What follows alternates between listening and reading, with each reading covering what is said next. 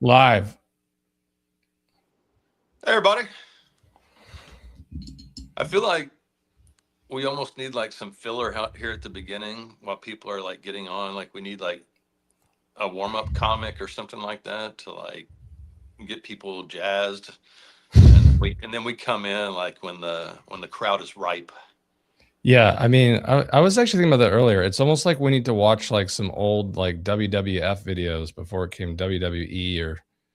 That's actually my era. When I was a Same here. child. Yeah, when I was Mick a child. Foley.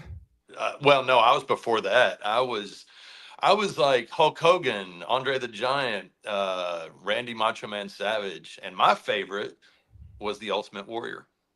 Nobody entered the stage the way the Ultimate Warrior did. Of course, then I turned like 10 and I realized it was fake as shit. And I didn't keep watching it, which is why I'm a liberal.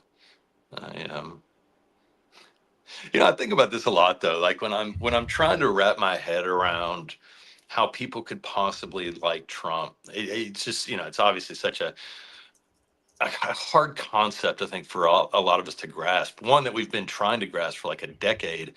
I remind myself that there are millions and millions of people, adults, who watch professional wrestling, and I don't get that at all. Democrats too. No, that's what I mean. It's just, I guess it's like, I mean, shit, polka music. There's another example. It's just something that people like that I don't get. And so I use that as almost like a reset example of like when I'm sitting here and my head's getting ready to fucking explode because I'm trying to understand how 74 million Americans could watch this fucking idiot dance like he's jerking off two people next to him. It's crazy. And, I mean, it's just wild. And I just have to remind myself, well, there's just a lot of shit people like that I do not understand at all.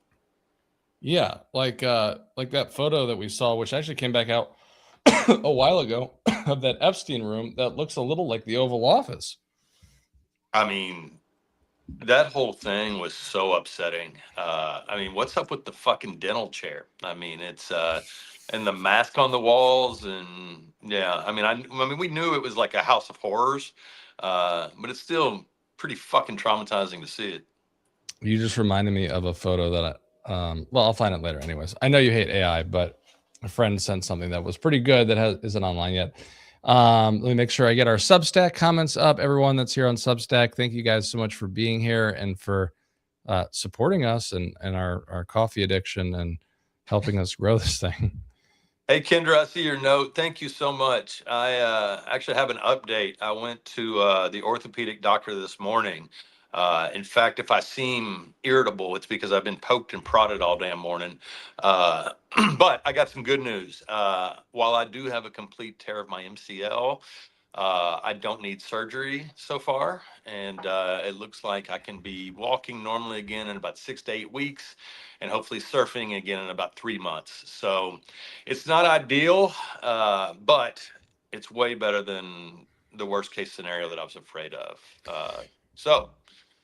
When you mentioned crutches the other day, it never really occurred to me that you probably were using crutches until you said it. So that is wild. Yeah, I bought a cane. Did you at least get like a cool one? Was it like hand carved or anything? No. It's even better than that. It's got like a crystal ball like knob, and it's got a rose frozen in the middle of it, and it came with like a full length chinchilla coat and a purple fedora. And that's actually a Seinfeld episode. That's the Kramer Pimp episode. Yeah, it's the amazing Joseph. It's the amazing Technicolor Dreamcoat. I just honestly, the crutches are such a pain in the ass that it's like I don't know. Like I was kind of worried I was going to hurt myself worse with them. Did you actually get a cane? Oh yeah. Oh, okay. I was saying if not, you could hand carve it with what's behind you. Yeah. Although we don't know what's in the middle of that. Cane out of a plastic palm tree. Yeah. No, it's it's been a whole shitty experience, but I think this was sort of the best of the possible options. So anyway, I just want to say thank you. So many people have been really kind about reaching out and sending support. So anyway, it means a lot, and I really appreciate it.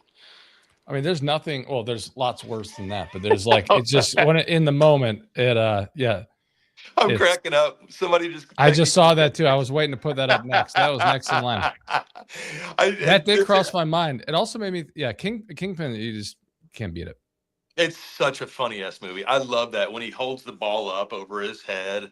I just can't get the video out of my head though, where they put the hand in the thing. Every time we were actually talking about going Oh bowling my tonight, God. and I'm just like, everybody stay away. Oh my gosh, it's the funniest movie. I love the beginning when they're pretending to be uh dictionary. They're pretending to be salesmen as part of a scam. And they're sitting at the bar, and the bartender says, "So you guys are dictionary salesmen, huh?" And Woody Harrelson says, "You would be punctilious in assuming that." Yeah, it's one of the greatest. I think that's another one that actually I first saw because Errol's. I think I mentioned this to you the other day because I just bought an Errol's t-shirt. Errol's was going out of business. It was bought or became Blockbuster. We also had Video 95, so they were selling all the VHSs for 50 cents. Hmm. So that's where I got like the Burbs and the Money Pit and like every Texas Chainsaw Massacre at that point. I need to get a Yeah, VHS player. We what's up still with the have. Chainsaw Massacre shit? I I don't never went know. in You for that. know, when you're like a young teenager and like they're willing to sell you those for 50 cents, you're like, okay, this is amazing because they never rented them to us. Yeah, okay, fair enough. I probably shouldn't pull at that thread. Pretty sure they're all still at my parents' house, but yeah, it's funny how all that stuff is people like to go back to. I mean, we have like a box upstairs of that the new version of the Polaroid film. It's so fun, you know. Sure. Yeah. Yeah, no, the surgery was good or the non-surgery thing was good news. So my knee is most likely going to be okay. I'm not sure I can say the same thing about American democracy. If I can Nice segue. if I can segue, yeah. Right before we started today, the Supreme Court announced it's going to take up Trump's birthright citizenship order. Just, straight up on its face, most unconstitutional bullshit imaginable. I mean, it's right fucking there in the 14th Amendment. So yeah, now we get to wait and see if this corrupt, racist, broken billionaire bought Supreme Court is going to decide who gets to be a citizen and who doesn't. And, if they're just going to start stripping amendments out of the Constitution. Maybe we shouldn't be surprised since they already this year got rid of the Fourth Amendment. But it still fucking sucks. Yeah. Everything right now seems unbelievable. When it comes to the FBI, right? I never thought I'd find myself in a position where, although, if you go back to the old files in the 70s and 60s and so forth, you can see why you wouldn't believe the FBI. But the murder of Fred Hampton. In the murder of Fred Hampton, yeah, and many other things, right? But you at least want to believe, you've got family, friends, and friends, relatives that are, civil service over there, and there's good people. But they come out with yesterday's news, kind of all of a sudden, in terms of finding the. This is going to all sound terrible, okay? They come out with that news that they've identified the pipe bomber from January 5th, January 6th, and of course, my first thought is this is a bunch of bullshit, right? Like, how are we going to trust Kash Patel and all these guys? This is just another distraction from, Epstein in Venezuela. And then I'm the asshole this morning that sees that he believed that the 2020 election was rigged. And I'm like, okay, yeah, actually, they probably got the right guy. Yeah. Not only that, but he's also getting a pardon. Yeah, no, I tell you, a new pardon or just covered by the existing pardon? Covered by the existing pardon, but also they could, he'd probably get a new one once Trump finds out he's a supporter. I mean, that's the way that works, right? Yeah. I mean, well, they conveniently left that part out too, right? Yeah. Oh yeah. Well, I mean, that's the thing. The whole thing's been so dishonest. I mean, even like in the press conference yesterday, Kash Patel was like, it's a crime to attack the Capitol. It's like, motherfucker, that's not been the case the rest of this year. So yeah, I mean, all the gaslighting, all the bullshit, the right-wing lunatic media tour that he did afterward, no person in their right mind would just take all of this at face value. I think what's really interesting is that the fact that we're learning the truth through leaks to the media. It's and I would argue also leaks to Congress because maybe some of them are former members, but the fact that a boat strike with the second trigger pull took place on September 2nd, and the video of the 6 members on the House and Senate came out after that, you would think that they were tipped off. Yeah, you may be right. I mean, that actually makes a lot of sense. Yeah, but I guess my point is that it really speaks to just the lack of respect Kash Patel has from the rest of the FBI. But it also gives us, I think, some hope that there are still people out there who actually give a fuck about truth, who actually give a fuck about real justice, and they're doing their best to get it out, to smuggle it out to us in bits and pieces.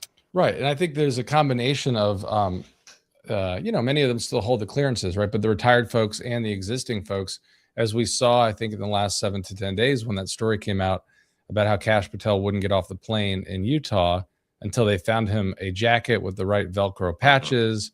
And they ultimately ended up taking one from a female agent. And then they got on the plane and didn't have the right things. This is the same guy, right, who's flying around with his girlfriend to, boxing. Yeah, there was another one this morning. Apparently, not only do the agents have to protect Cash's girlfriend, but they're being asked to walk to get Cash's girlfriend's drunken friends home.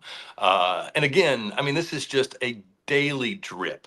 And it just speaks to, if you're a strong, like, fair leader, then everybody wants the team to succeed. So nobody's running to the press to complain or to embarrass the principal, right?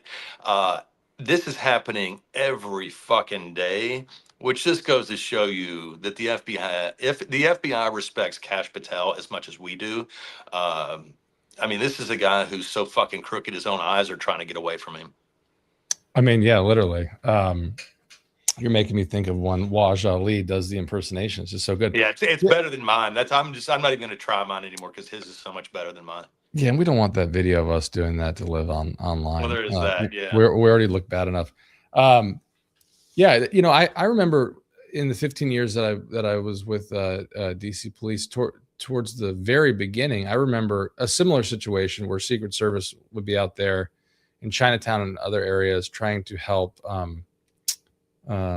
friends of the Bush children, but a little different, right? I think that was more like, they were out, all that kind of stuff. This is not like a security detail and all that kind of stuff. I think they were just trying to probably, maintain the integrity that is the White House and get out of there and make sure people were safe and all that. But this is a whole new extreme. I mean, and you said it not long ago, which was, we're basically at a point now where Dick Cheney used to be kind of the bellwether in terms of evil. And even though he's dead now, he's not even on the top 100 if he was around. I don't know. I'd still put him top 10. I don't know. A lot of dead U.S. soldiers, legacy, a lot of dead Iraqis. Oh yeah, totally. Yeah, no, I think he's still a Hall of Famer. He's still Mount Rushmore of fucking assholes. Yeah, no, I don't want him escaping infamy and death. Yeah, no, I appreciate you reminding me of that. That did help my mood a little bit. Dick Cheney, Henry Kissinger, still quite dead. So yeah, and I think you were the one that said that Dick Cheney was looking up at us. Yeah, I don't think so. I think he's looking the other way. Oh, okay. Yeah. Something happened, and it was like he's looking up at us today, and I was like, "Oh, got it, I get it, right?" Because he's in hell. The best, by the way, for folks yeah, that makes sense. I guess I thought you meant, yeah. No, I'm with you. The folks that didn't see it, he actually lived just a few blocks from where I live here, and our local paper, the Fairfax County paper, put out, McLean man dead at whatever his age was, with blood all over his hands, who was responsible for, taking us to war and all these deaths. Yeah. And I wish that we had more of that. The local papers seem to be some of the only ones that actually get it. Well, I mean, because they've still got integrity, right? They've still got guts. They've still got their mission. They haven't been bought, sold, corrupted. I mean, it's just, we live in a hedge fund world now where everything we love and care about is being maximized for profit, and then parts of it are being bought and sold. I mean, it's, the thing that happened was when newspapers started dying, people weren't getting their news locally anymore. So instead they were getting everything from Fox News, from MSNBC, whatever. And, corruption locally flourished. But for the other thing, people just stopped being as smart, as educated. Like they started getting all this.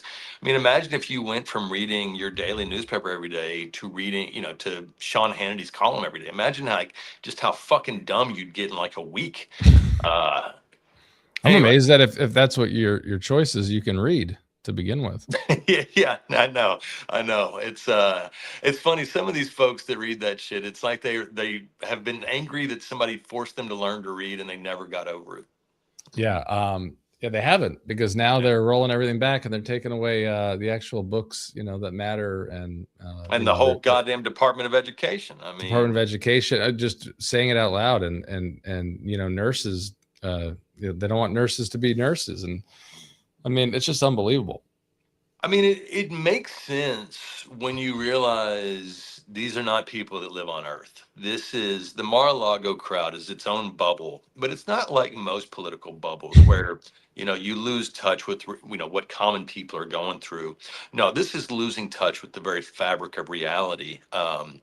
Living in a world where an obese orange idiot is actually a fit tournament winning genius. And yeah, man, this bubble's gonna pop at some point, and it's gonna be ugly for a lot of people when it does. A lot of people who should have known better. Yeah, and two things. One, I'm laughing because this comment here from Kendra: size women's medium, LOL. That was Cash. That's true. Yeah, he needed a women's medium. I get that, but why did they get him the bra? Hold on, do we still? Let me just see if I still have this. Did he really need the FBI thong? I mean, I don't Hold understand on. where that. I got to put that up. You were talking about greed. That one is saved, by the way, just so everyone knows. You never know when you're going to need it. That was on the ready, yeah. I also have this one ready to go. So talking about greed and stuff, it kind of just seems like it's like 12 or 20 people in the end, right? Because now we're seeing, was it like 600, 800, 900,000? I'm sure Tim will correct me. Dollars that, no, I'm just talking about greed and how it's like all the same, like 12 to 20 people. We're seeing that Don Jr. is getting all that money from DOD. And then we saw CNN's partnering with a company that's tied to the family on predictions. I mean, it's just endless every day. And you've got Jared Kushner sitting there. No, I think it's always been true that the rich are getting richer while the rest of us are getting left behind. But it's never been like official U.S. policy to do that. And I think that's where we are now, where like the official economic policy of the United States is the Mar-a-Lago crowd comes first and the rest of us get to fight over what's left. It's, like I said, that's kind of always been the case. We just never seen anybody step on the gas and be as open about it as this guy. Most fucking politicians, most presidents would have been terrified to make the White House look like one of Saddam's palaces while people are, can't afford ground beef. These assholes are not only doing it, they're flaunting it. They're rubbing our faces in it. So yeah, and they're all just regular. I mean, they're not, in the reality, like they're not better than us. I mean, everyone watching is better than them. Remember what happened to Saddam, right? We found him in a fucking hole. Right. Yeah, that's the other thing I would say. Another lesson I learned from Saddam Hussein is that statues that you put up can also be torn the fuck down. Yeah. So. And unfortunately, statues we tear down in the U.S. can also be put back up. Yeah, no, that's also true. Yeah. Well, there's a lesson there. If you take down a statue of a slave-holding piece of shit, you melt that fucking thing. You don't put it in storage. You don't put it, you maybe in a museum. I don't know if you want to make sure everybody knows just how fucking ignorant we can be. But I think, it's hard to resurrect a melted statue. Yeah, there was a story, maybe it was like 2-3 years ago. I think that you put it in the newsletter, but there was a guy that had a bunch of these in his backyard in Richmond. And I don't know if he bought them or he got them for wherever. But anyways, I mean, people just cling on to these things. You're right. They should definitely be, tossed at sea. Yeah. Like Osama bin Laden. Yeah. It's, I have one idea of where we can put them. It might fit after all the work Lindsay's done. I don't know what it is about this time of year, but I get that line. We put it in the newsletter the other day. I get that line from Christmas Vacation stuck in my head where that guy's just like, "Hey, Griswold, where do you plan to put a tree that big?" It's like, bend over and I'll show you. The one that was with Julia Louis-Dreyfus, right? Yeah. I watch that movie like 10 times every year. And it's like one of the few that I can actually still watch that has a MAGA person in it just because it's like a childhood film.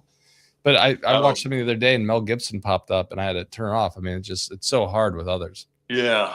With Mel Gibson, it's not even just the MAGA stuff. It's a lot of shit. But yeah, that's the thing about Randy Quaid is like, we've learned that he is actually Uncle Eddie. Like he is. I mean, yeah. I mean, like every fucked up He idiotic is central thing. casting. Yeah, I mean, like they could have actually put a red hat on that character, and you really it would have just made it more authentic, I think. Uh, but you're missing out Yeah, if they that's the only actually one. had to have him tone down the character. Right, right. It's like, yeah, that's exactly right.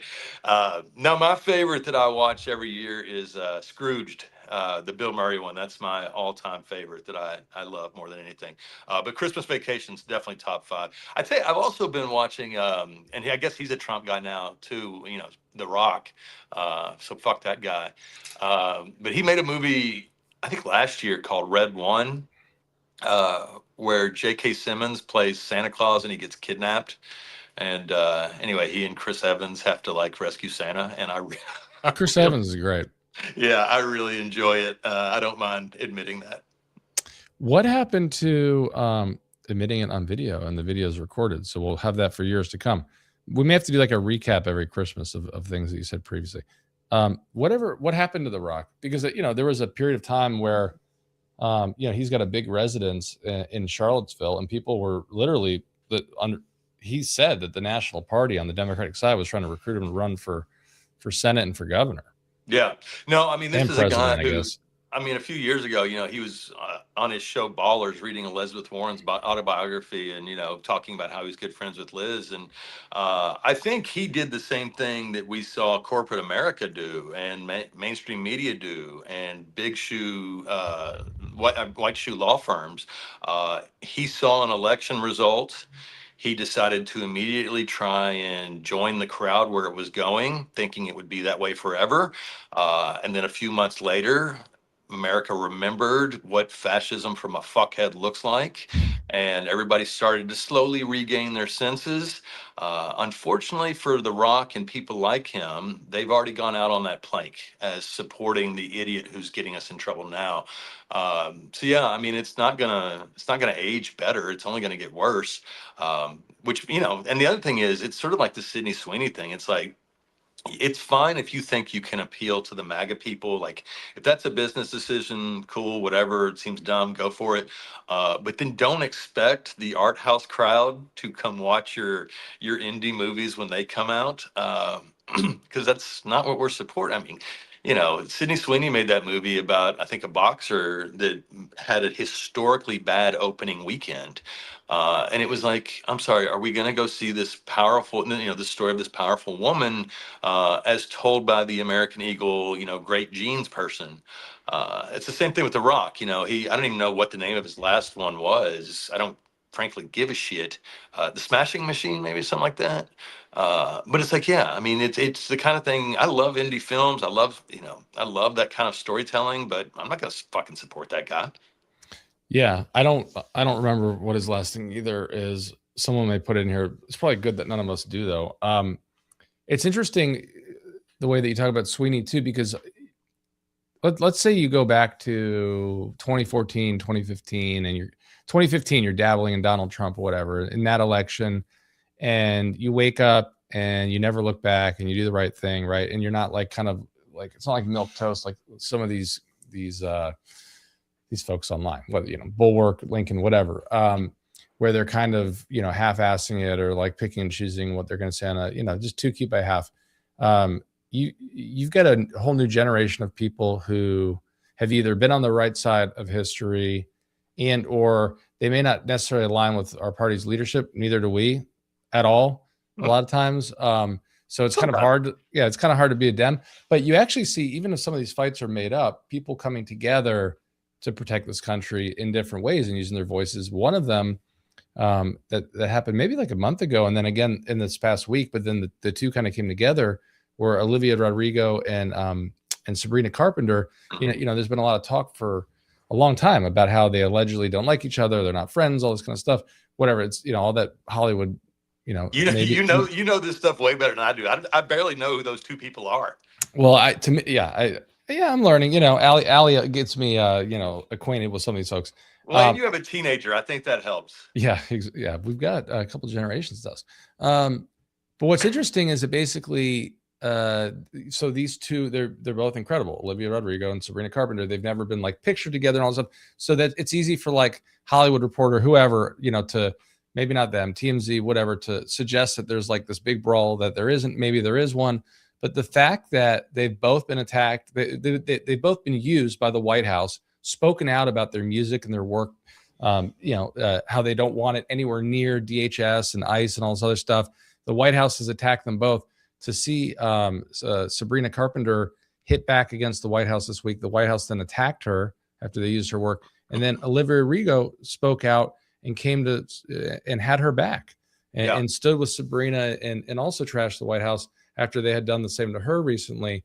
There is sort of this, these people have got huge bases. They reach tens of millions and millions and millions.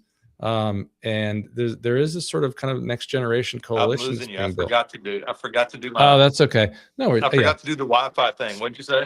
I forgot to tell you. I forgot to tell you. I just think there's something happening around the country in a number of different ways. For instance, in Tennessee, right? We may not have won, but I don't think anyone thought that a progressive woman running for that seat, talking about what she was talking about, could come as close as she did. And then of course you're going to get like the old, what he looks like a cartoon character. Who's the guy? David Axelrod.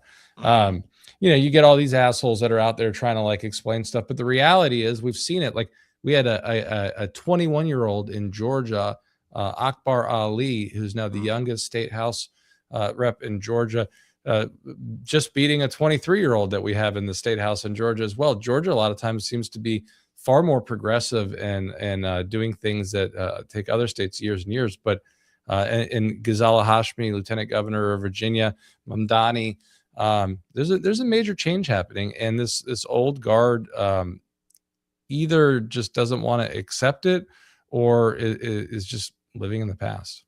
In some ways, the old guard is doing us a huge favor. They are giving our candidates something to run against besides Donald Trump. That's true. When you're running against Andrew Cuomo.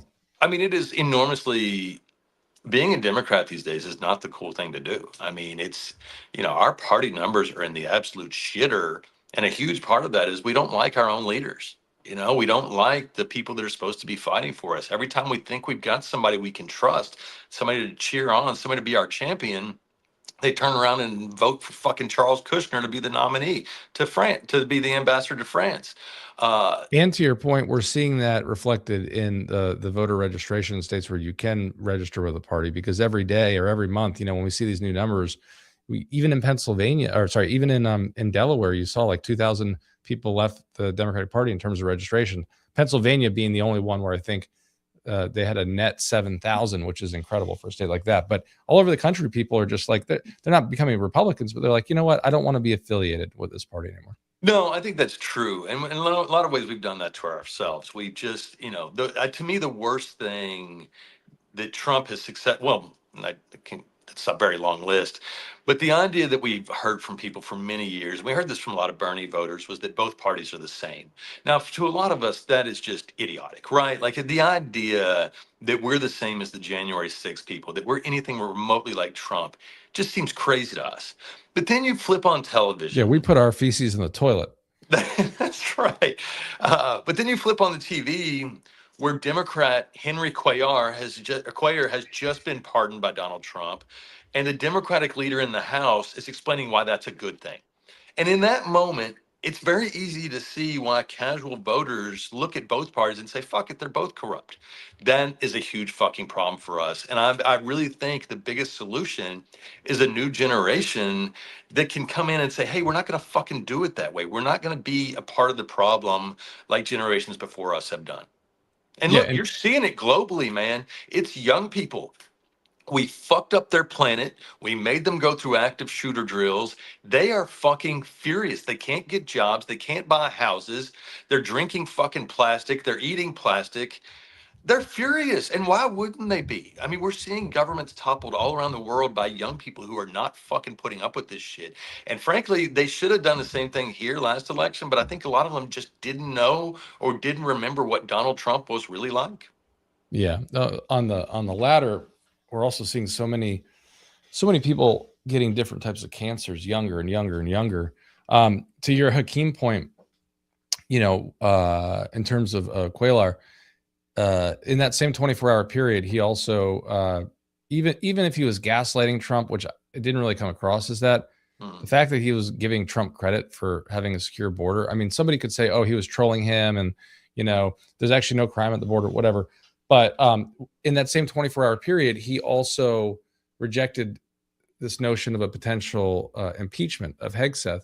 And what that reminds me of is maybe 2 or 3 months ago, my memory is terrible now post-COVID, but where Hakeem Jeffries came out and voted for a resolution for Charlie Kirk, but had not endorsed Mamdani, who was the nominee for mayor. Yeah. It's just like, as you say, they're layups.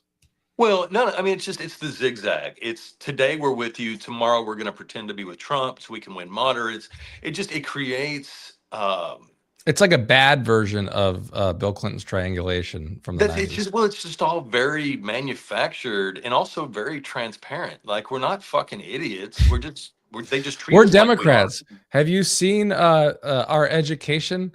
And I mean, it's infuriating.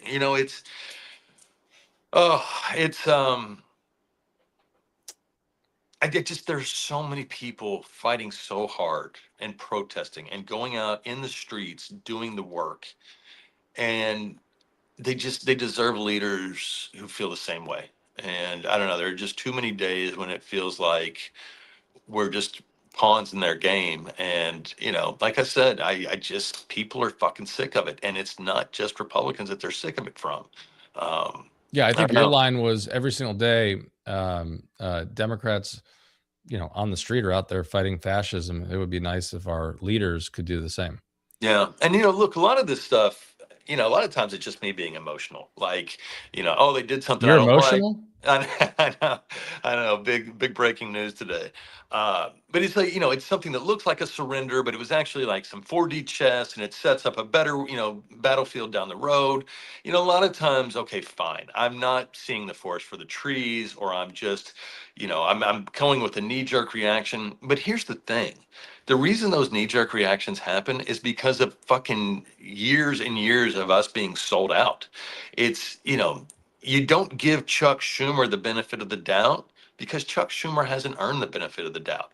So, I mean, it's just. And whether they're elected Democrats or whether they are, former, I guess, technically Republicans who are the director of the FBI. I mean, you said it a long time ago after the Mueller report came out. It's like, we have to have zero expectations for anything anymore, because if something good happens, we'll be excited, but we can't keep being disappointed. And I think the Mueller report, lack thereof, was a huge turning point on that front.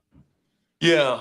Although my larger concern at the time was just the way the media regurgitated, a bullshit narrative. The Bill Barr memo. Yeah, that was just an appalling low point for the New York Times in particular. Yeah. And they still do. I mean, if you go back, I mean, obviously they still do, but going back to this pipe bomber, there were a handful of them that all spoke, Kash Patel and all the others. Not one of them mentioned anything about the motive. And for the next 10 hours after that, all of them were on Fox News in their favorite little areas, saying the same thing, baking it in. And then this morning, it's like, oh, by the way, guess why this guy did this? Yeah. I mean, look, they're expert propagandists. I mean, they're not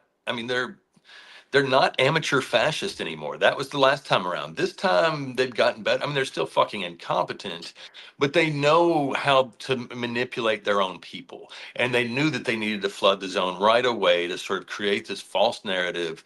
But we also knew that was going to happen when you put a fucking scumbag like Kash Patel in charge of the FBI. I mean, this is a complete degradation, maybe destruction of our institutions. They don't want us to be able to trust any of this stuff, and it's working. Talking about that, or using that as a segue, can you talk a little bit about the building that had a name put up on it this week? Oh my God, yeah, the U.S. Institute of Peace. I guess little Marco, the blowjobs weren't enough, so he went and change the name of the building to the Donald J. Trump Peace Institute, because we're all supposed to buy this bullshit that the guy murdering fishermen is actually a very peace-loving, big-hearted sweetheart. Yeah, it's fucking insane.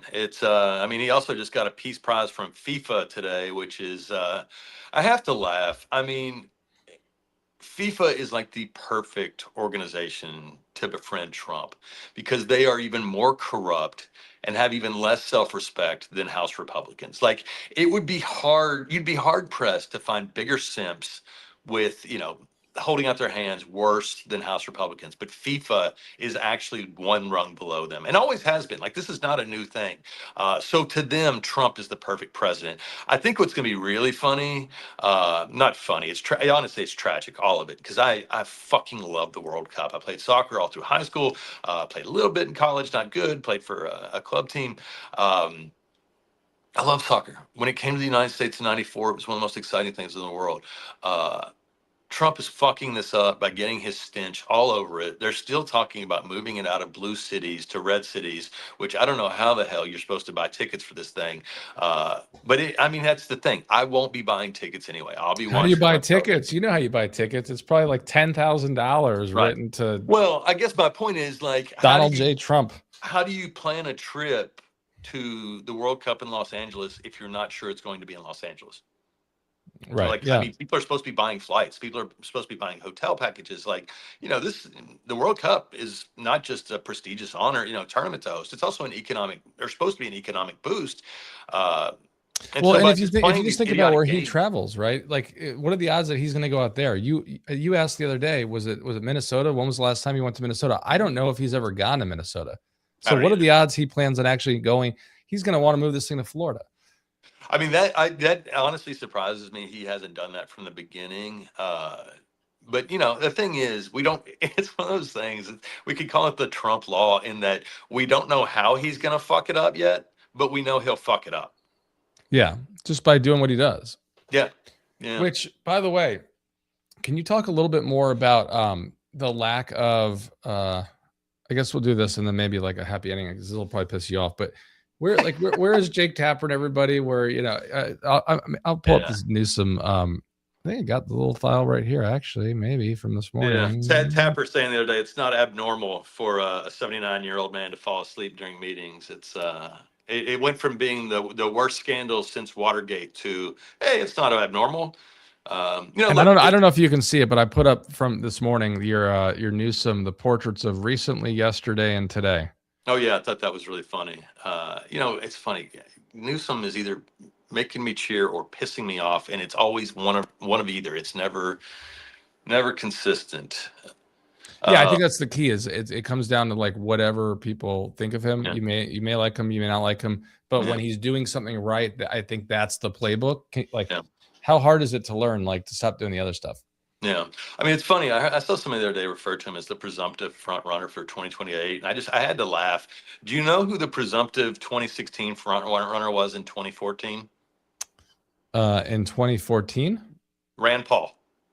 Oh, okay. I was thinking on the Democratic side. Yeah. Yeah. Paul. Not only that, Rand Paul didn't even make it to the first voting. He dropped out in March. So I mean, it's just I don't know. I know we're all. I mean, think about Jeb Bush. He spent like $100 million, right, out of his super PAC. That's what I mean. Those early couldn't get a clap. Yeah, I mean, the idea that anybody's making predictions in American politics these days is honestly just fucking crazy to me. But no, you're right. Jake Tapper and Alex Thompson spent the first several months of this year telling us that the president's health was the most important topic in the world and that what Joe Biden had done was, quote, worse than Watergate. Now that we have a president who can barely complete a coherent sentence, a president who's walking around with clear bruises, clear cankles, big fat Band-Aids on the back of his hand, and can't stay awake during a cabinet meeting, all of a sudden it's just not that big a fucking deal anymore. If you want to know, like, why the American people hate the mainstream media, it's because of obvious bullshit like this. I guess on one hand, I'm kind of like happy. Like I've always thought Tapper's a fucking asshole. I've always thought he was full of shit. And it's sort of nice to see him like expose himself as a fraud for people to see. Yeah, totally. I mean, that's the thing. He did such a good job. I mean, maybe not a good job, but a pretty decent job of hiding it for so many years. I mean, and he masqueraded behind all of these veteran Well, that's the thing. I mean, organizations look, and I tweets. think he did good work. Like, I think that's, He did, the yeah. thing. He helped a Yeah. lot. He helped a lot of stuff. Yeah. No, But I like think it, that was the front for like just yeah. not being good kind of all along and being an asshole back to his ABC and before days. Well, this is true. Yeah. Now, look, I think most of the people who've been around Jake and me would say that we're both assholes. And I think that's probably, there's a lot of truth to that. But no, I think one of the hardest things We're I'm both learning as I get, assholes, but you're the good asshole. and that, there you go. I'm an asshole for freedom. Uh, yeah. Man, the older I get, the more I'm coming to terms with the reality that most people aren't all good or all bad. Like even the worst people have a little bit of goodness. Even the best people have a little bit of badness. The exceptions being I'm Donald glad you Trump. figured that out now after we had 100% litmus test and burned a whole bunch of bridges. But that's okay. It's all right. No, what Those I was people gonna now are say. terrified of us, and Well, they, yeah, they no, don't say it's anything about us. That's good. yeah, the zero tolerance. Sometimes I see we're lifting someone up in the newsletter Hey, that it's the holidays, man. I'm trying to be kinder. No, I guess what I was gonna say is like, with the exception of Donald Trump, who is 100% bad, not one fucking redeeming quality about him.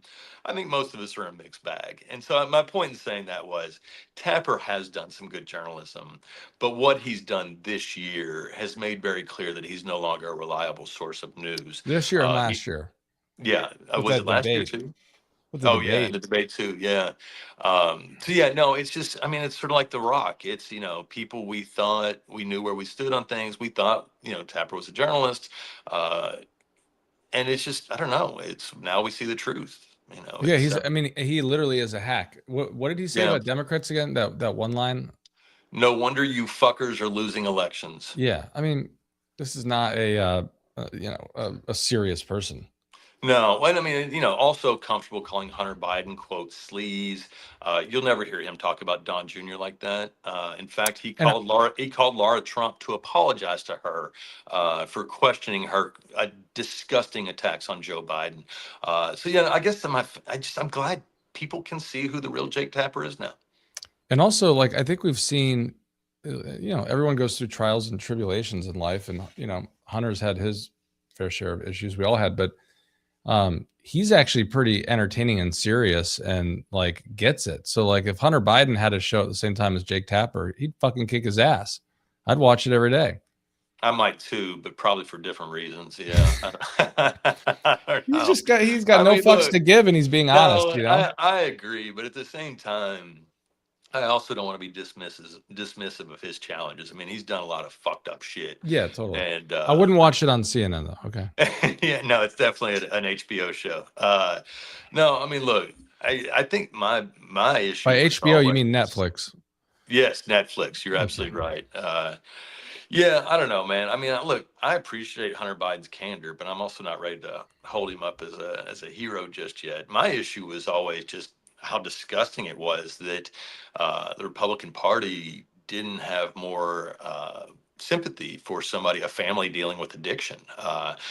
Most American families know somebody or have somebody who's been through this. It really strains family bonds. It tears families apart.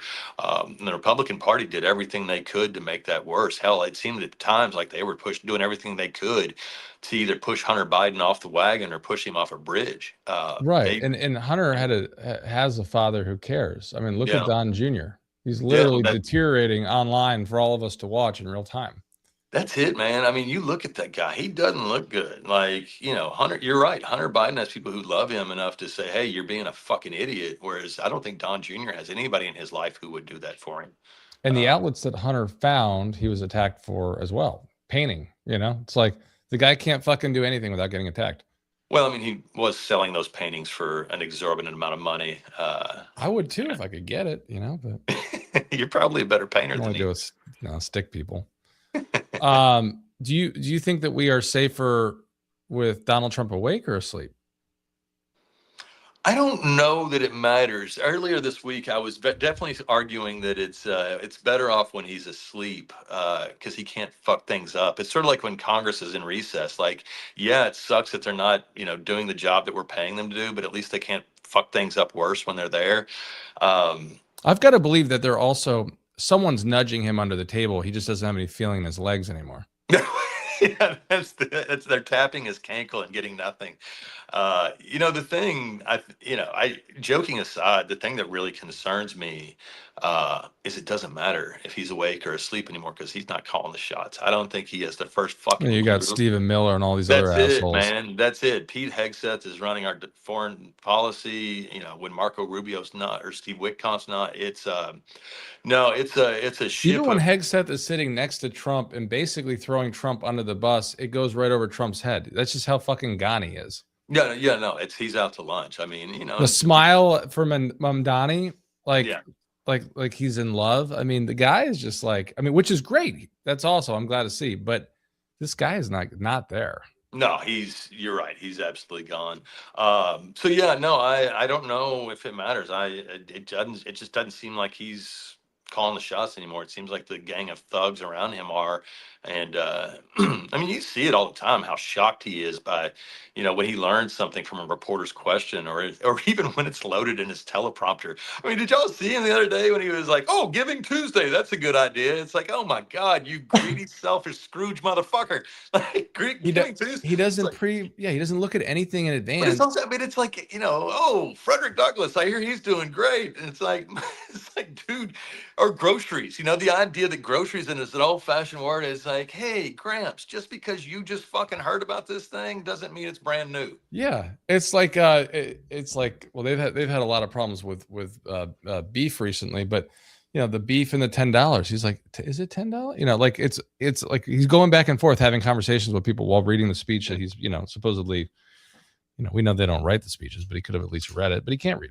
So Yeah, I mean, I saw somebody say that. I mean, it's the meme from Arrested Development. It's one banana, Michael. How much could it cost? What she say, $10?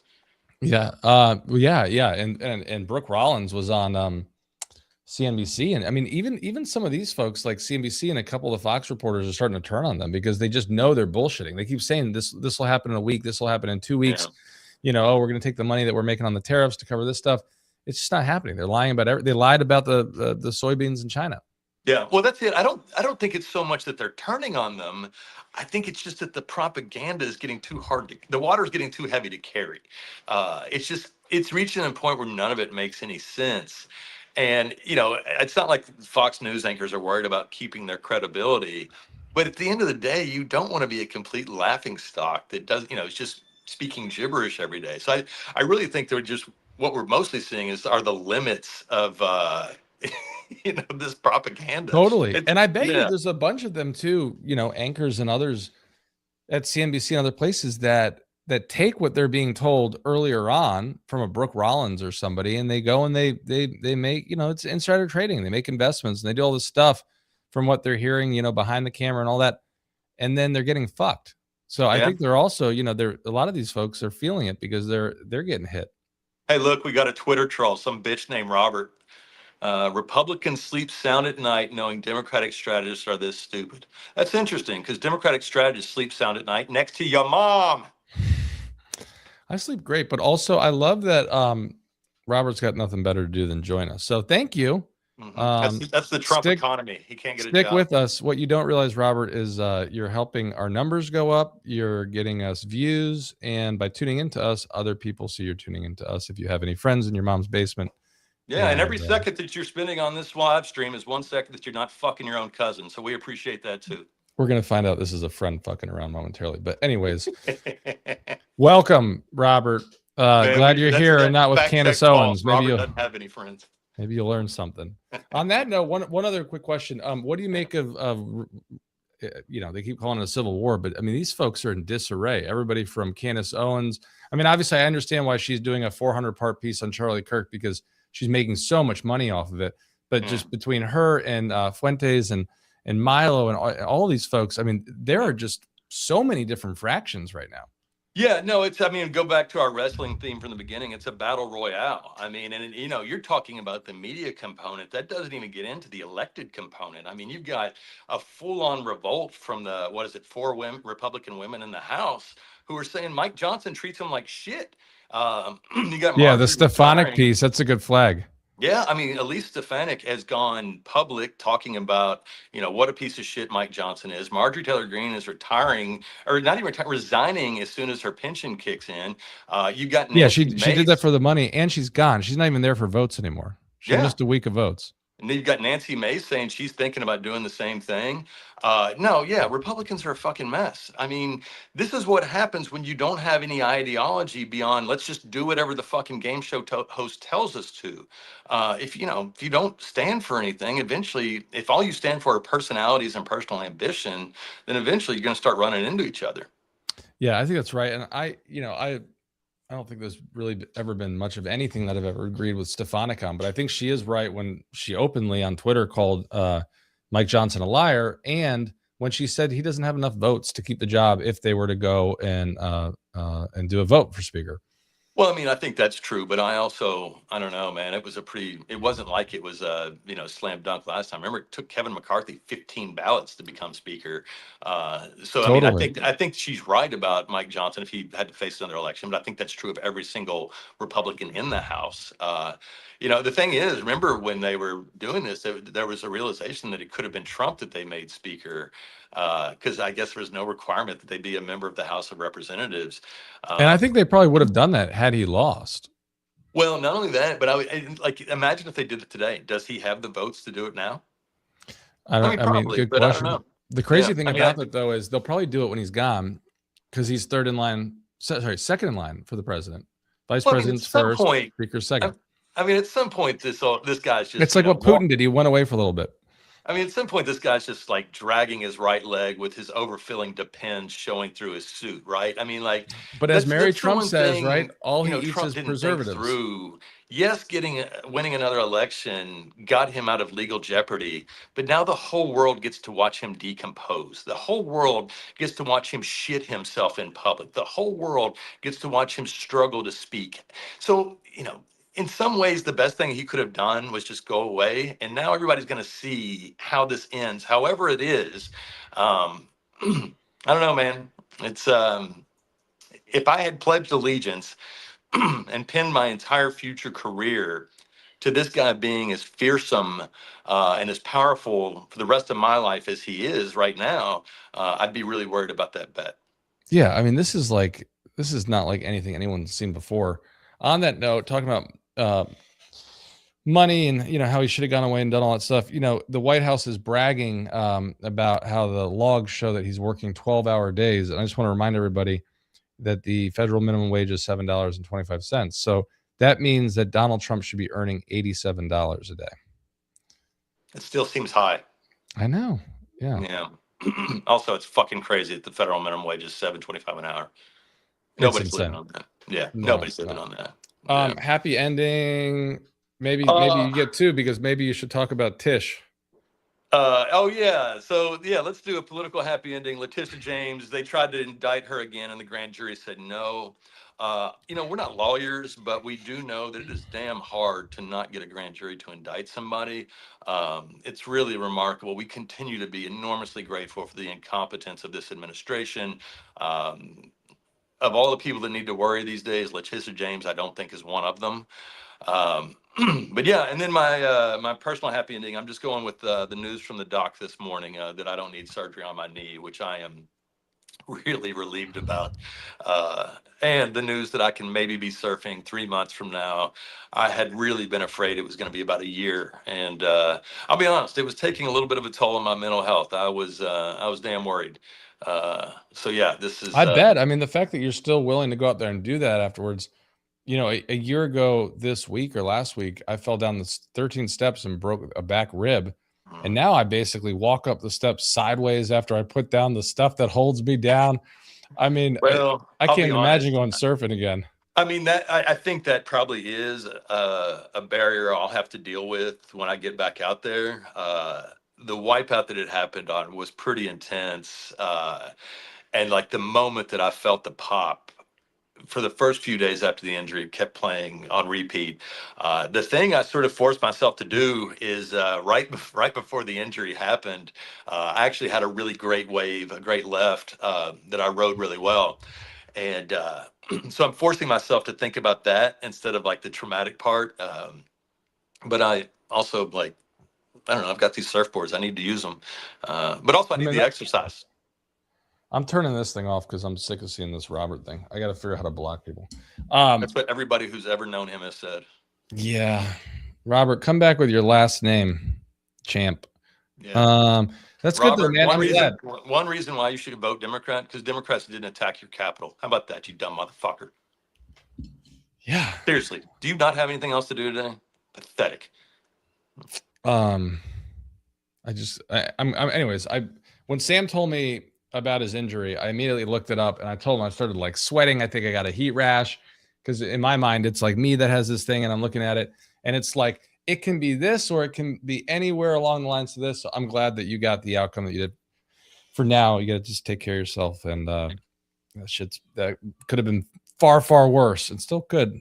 By the way, bitch boy just called me a hick. Remember when they tell us that it's Republicans? Damn right he is. He's from Kentucky. It's remember when people tell us it's Republicans who look down on rural areas and rural voters. Yeah. So, no, it's a good reminder that these guys are frauds in every aspect of their lives. Yeah. Also, if you want to get a cup of coffee with Sam, he's also in California, by way of Kentucky. Yeah. So, all right. Well, this was great. Let me make sure I get all this stuff. Yeah, grab them all the comments.